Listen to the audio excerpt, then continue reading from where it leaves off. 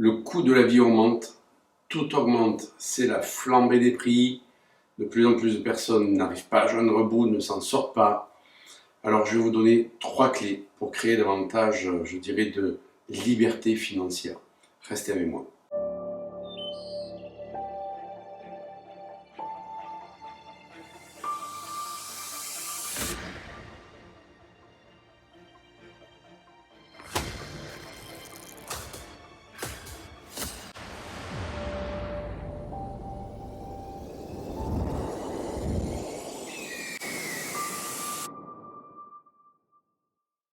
Bonjour, c'est un grand plaisir pour moi de vous retrouver pour une nouvelle vidéo.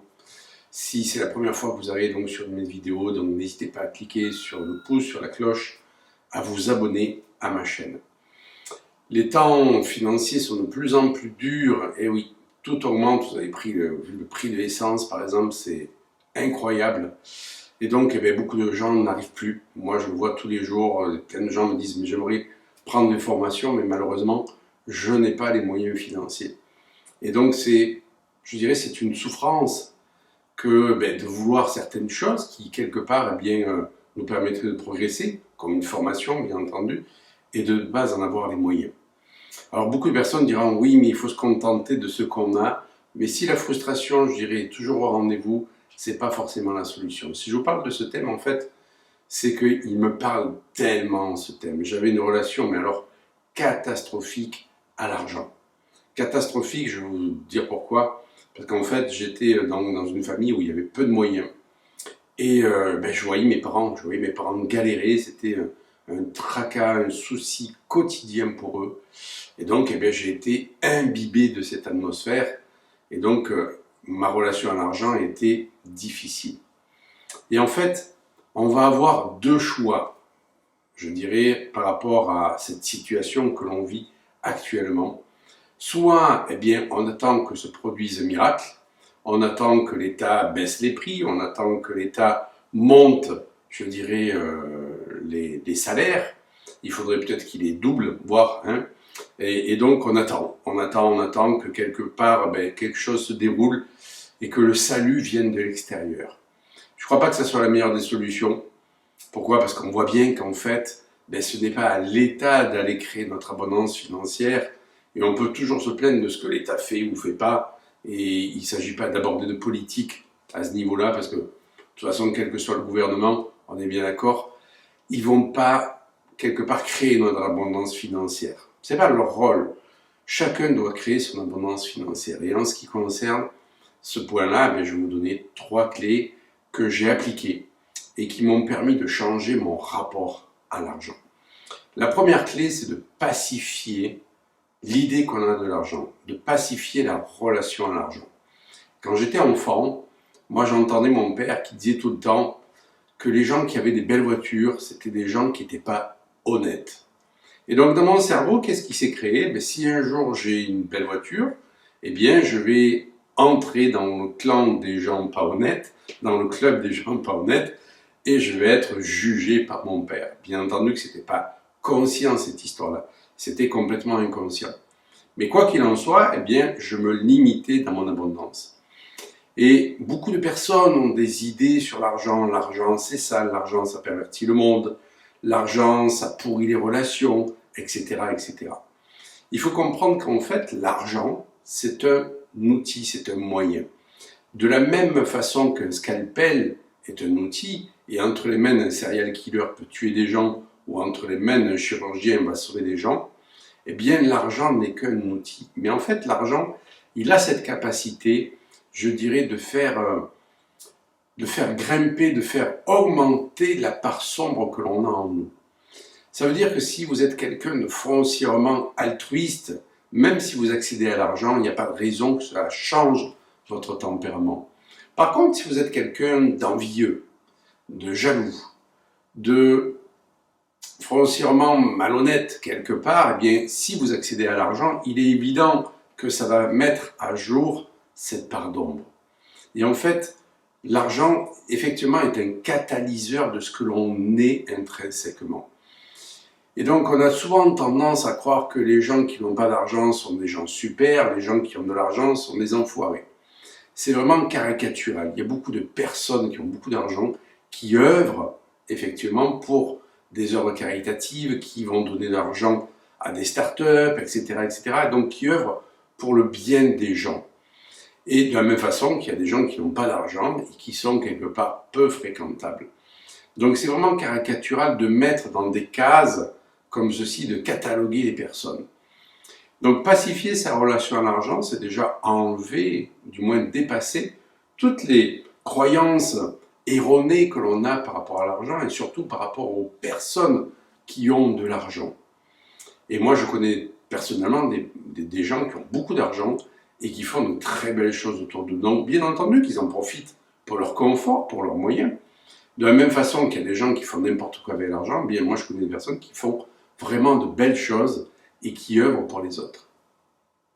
Donc, pacifions notre relation à l'argent, c'est, je dirais, la première des clés à appliquer. Et donc, c'est important d'aller voir aussi ce que pensaient nos parents par rapport à l'argent. Moi, j'ai eu dans ma formation un élève qui était, mais alors, complètement contre l'argent. Mais vraiment à se dire, mais je dois avoir une paire de godasses et je dois la mener jusqu'au bout, même quitte à ce qu'il n'y ait plus de semelle, quoi. Et c'était vraiment à l'excès. Et donc il était en réaction par rapport à son père qui avait beaucoup d'argent, mais qui en fait ne passait pas de temps avec ses enfants. Et donc cette personne a conclu, je dirais dans son inconscient, que avoir de l'argent, eh bien c'est gaspiller, c'est gâcher les relations humaines. Donc pour lui, l'idéal, c'est de ne pas accéder à l'argent et de privilégier les relations humaines. Donc c'était vraiment le tout ou rien. Et quand on est dans ce tout ou rien, il y a quelque chose qui n'est pas équilibré. Je ne peux pas être dans tout et dans rien. C'est pas ok, c'est pas noir ou c'est blanc. Il y a des tonalités de couleurs entre les deux qui sont fabuleuses. Et donc, aller vers l'équilibre. Et personnellement, je me sentais tellement éloigné de ces valeurs de l'argent que ça a été un des moteurs pour aller vers la spiritualité. Je vais vous en parler dans la deuxième clé. La deuxième clé, c'est quoi? C'est d'arrêter de penser que vous ne pouvez pas accéder à l'abondance financière. Ça, c'est quelque chose qui m'a tellement parlé aussi. Je me sentais, mais pas assez malin, pas assez intelligent, pas assez capable, pas assez instruit pour pouvoir accéder à l'abondance financière. Je pensais que c'était réservé aux autres. Pourquoi? Parce que j'avais toujours vu mes parents qui, quelque part, voyaient cette abondance financière réservée aux autres. Donc, ils travaillaient beaucoup pour pas forcément avoir un train de vie fabuleux, on partait pas en vacances, etc. On manquait de rien à la maison, on vivait dans une petite maison qui en plus ne nous appartenait pas.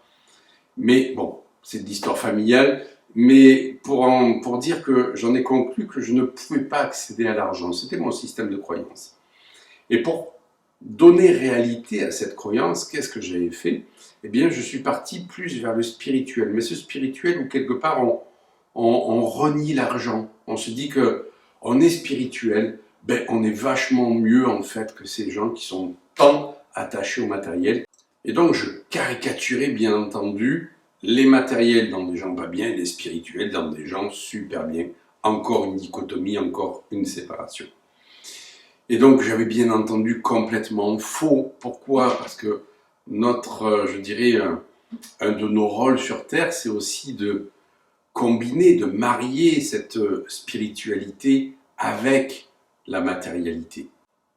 Et donc pendant de nombreuses années, j'ai fui effectivement l'argent, me sentant incapable de pouvoir en créer.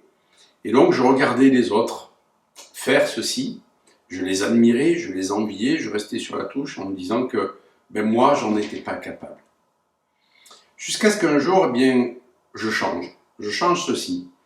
Une personne vient me voir en me disant qu'effectivement, avec tout ce que je faisais au cabinet, avec toute la connaissance que j'avais, c'était pas logique que quelque part je ne la monnaie pas et que je ne gagne pas ma vie avec ça.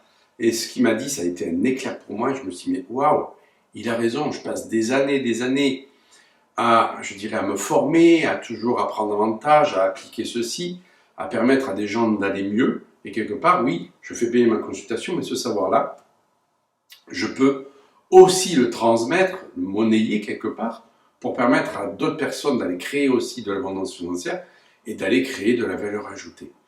Et j'ai commencé donc à me former à la science de l'argent. Et ça, c'est la troisième clé. C'est quand on ne sait pas, eh bien on arrête de dire qu'on ne sait pas. On va arrêter de se victimiser, d'être dans l'impuissance apprise. Je n'ai pas d'autre choix que de ne pas savoir. Mais non, j'ai le choix d'aller me former et d'aller apprendre. Et c'est ce que j'ai fait. J'ai commencé à me former et à apprendre les leviers et les principes de l'abondance financière. Et j'ai découvert que ce n'était pas une histoire de chance ou de ne pas avoir de chance, c'est une histoire de principe à appliquer. Un principe tout simple, mais j'ai tellement vu de personnes qui étaient là-dedans, c'est de ne pas dépenser plus que ce que l'on gagne. De ne pas confondre, je dirais, les revenus et les bénéfices, par exemple. Il y a beaucoup de personnes qui ne savent pas ça et qui sont dans le rouge tout le temps. C'est un des premiers principes. Et des principes comme ceci, il y en a des tas. Et si on n'applique pas ces principes, si on ne les connaît pas, on ne peut pas accéder à l'abondance financière. Et c'est ainsi qu'avec ces trois clés, donc qui a été d'abord de changer mon regard sur l'argent, d'arrêter de penser que j'étais incapable d'en créer et ensuite de me former donc au principe de l'abondance financière, que j'ai pu changer donc mon rapport à l'argent et commencer à créer cette abondance financière. Alors que je vous assure, je partais d'un point qui était catastrophique. Comme je l'ai dit, pour moi, les personnes qui avaient de l'argent, c'était entre guillemets des enfoirés, ou des gens pas fréquentables, pas honnêtes, qui pensaient qu'à leurs pommes, qui appauvissaient le monde. Je pensais que je n'étais pas capable d'en faire, donc je m'étais réfugié aussi dans la spiritualité. Ça n'a pas été que cet élan-là pour aller dans la spiritualité, mais ça a été aussi un levier pour y aller. Et ensuite, eh bien, je ne connaissais pas les principes. Et bien, en changeant tout ça, j'ai pu changer mon regard. Alors vous allez me dire, oui, mais l'argent, de toute façon, il faut pas. Les gens qui pensent qu'à ça sont des gens qui sont pervertis. Et je vais être d'accord avec vous, et je suis d'accord avec vous dans le sens où l'argent ne doit pas être une fin. C'est évident. Les gens qui ne vivent que pour l'argent sont des gens qui sont pauvres intérieurement. Pourquoi? Parce qu'ils en font un but. L'argent ne doit pas être un but, il doit être un moyen, tout simplement. Ça veut dire qu'on ne doit pas travailler pour l'argent, on doit travailler pour ce qu'on aime faire. Et la conséquence, c'est une rétribution aussi financière, qui ne sera pas la seule rétribution, mais ce sera aussi ça. Pourquoi? Parce que cet argent, et je parle de mon exemple, eh bien j'avais envie de communiquer, j'avais envie de faire passer mon message. J'avais envie d'employer une équipe pour pouvoir faire de la com, etc. Mais je ne pouvais pas, je n'avais pas cet argent. Et donc j'étais complètement frustré par rapport à ça. Ce qui fait que maintenant, effectivement, je peux employer des personnes, donc créer quelque part de la richesse pour d'autres personnes et prodiguer quelque part aussi ces enseignements de façon à ce que chacun puisse créer son abondance financière. Et pour ça, je suis désolé, il faut de l'argent, il faut acheter des caméras, il faut payer des équipes, etc., etc. Et donc, quand cet argent crée de la richesse, eh bien, c'est génial. Et je me suis aperçu que la plupart des personnes qui gagnaient beaucoup d'argent autour d'elles créaient aussi, bien entendu, de la richesse, d'une manière directe ou indirecte. Et c'est ça qu'il nous faut voir. Donc, je pense que vraiment, et surtout en France, on a besoin de se réconcilier avec l'idée de l'argent. Et je vous parlais tout à l'heure de cette spiritualité incarnée qui est oui. Oui, je mets l'argent au service d'une plus grande cause. Et vous avez des personnes qui sont très connues, je dirais comme par exemple Mathieu Ricard, etc. Mais oui, il va y avoir besoin d'argent, mais cet argent, ils le mettent au profit de quoi? Pas de leur pomme pour s'acheter le dernier yacht à la mode, mais au service des autres. Mais pour ça, il y a besoin d'argent. Et donc, cette vidéo, ce message pour vous dire que si vous souffrez donc d'un manque financier, déjà, premièrement, arrêtez de vous plaindre de ceci. Pourquoi? Parce que vous pouvez créer autre chose que ce manque financier. Et vous ne voyez pas à première vue comment vous allez pouvoir créer ça. Mais j'allais dire, c'est pas le plus important, c'est de ne pas penser comment, mais c'est de penser pourquoi. Pourquoi j'ai envie de créer de l'abondance financière? C'est la première question à vous poser. Moi, c'est celle que je me suis posée à un moment donné. Pourquoi j'ai envie de me créer cette abondance financière? Pour m'acheter la dernière BMW à la mode? Non. D'abord, je suis désolé, j'aime pas BMW. Mais bon, ça concerne que moi. C'était pas pour m'acheter la dernière bagnole à la mode, c'était pour faire passer un message et pouvoir peut-être louer un lieu pour faire mes formations, louer une salle pour avoir une salle plus grande, pour pouvoir impacter plus de monde, pouvoir payer une équipe qui allait s'occuper de ma communication, etc. C'est ça qui m'animait en fait. Donc, qu'est-ce qui vous anime? Ça, c'est la première question à vous poser. Qu'est-ce qui vous anime? Qu'est-ce que vous auriez envie de partager aux autres? Et le moyen va venir ensuite. Ce n'est pas la première question à vous poser. C'est quelque part, quelle est la richesse que j'ai en moi, que j'ai envie de partager. Et je vous invite vraiment, je ne vais pas vous donner plein de pistes, je vous invite vraiment à plancher sur cette question, à vous poser cette question, à la poser sur un papier, à réfléchir à ça. Pourquoi? Parce que quelque part, on a tous quelque chose à partager, et ce partage, eh bien, effectivement, peut nous amener une rétribution financière. Et c'est ça qui est important de comprendre. Pensez à ce qui vraiment vous anime, ce que vous aimeriez faire. Ne vous sentez pas affilié à un travail qui va être alimentaire, que vous ne supportez plus. On n'est pas sur Terre pour venir galérer. Je le pensais parce que j'ai tellement vu mes parents galérer, que je pensais que la vie, quelque part, c'était fait pour en baver, pour trimer, pour se retirer un peu de salaire, avoir un peu de joie, je dirais, à travers quelques loisirs, et puis c'était fini. Et au fur et à mesure, je me suis aperçu que la vie, non, c'était pas ça. Qu'on est aussi sur Terre pour créer, quelque part, eh bien, ce qui nous anime. Et je me suis dit, mais qu'est-ce qui m'anime? Ben moi, c'est d'aller enseigner ce que je comprends dans la guérison des personnes, sur le corps. Ça m'anime. J'ai envie de partager. Ben ouais, ben tu crées une formation. Cette formation va permettre à des personnes de devenir praticiens. Et en rétribution, elle va t'amener effectivement de l'argent pour que tu puisses à nouveau investir. Et c'est un cercle vertueux. Et c'est ça qui est important. Comment je peux créer un cercle vertueux?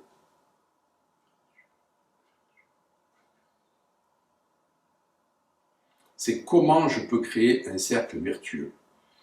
Et donc, je vous invite vraiment à plancher sur cette question. On refera des vidéos, je referai des vidéos sur ce thème-là pour vous aider à aller plus loin. Mais appliquez déjà ces 3 clés. Arrêtez de vous, quelque part, de penser que vous ne savez pas, de vous victimiser. La connaissance, elle existe. On peut aller la chercher maintenant à la période dans laquelle on vit et de pouvoir créer autre chose, je vous assure, c'est tout à fait possible. Je vous dis à tout bientôt pour la prochaine vidéo. Ciao, prenez soin de vous.